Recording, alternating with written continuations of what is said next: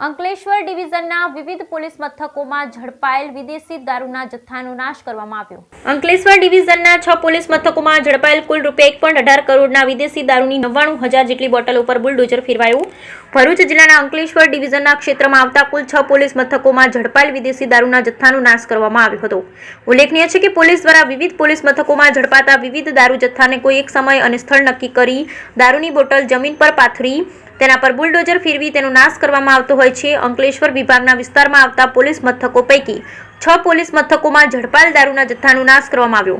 પ્રાંત અધિકારી અને ઉચ્ચ પોલીસ અધિકારીઓની હાજરીમાં દારૂનો નાશ કરવામાં આવ્યો. દારૂના જથ્થાનો નાશ કરવામાં તે પોલીસ દ્વારા અવાવરૂ જગ્યા પસંદ કરી ત્યાં દારૂની બોટલનો જથ્થો લાવી તેના પર બુલડોઝર ફેરવી તેનો નાશ કરવામાં આવ્યો હતો.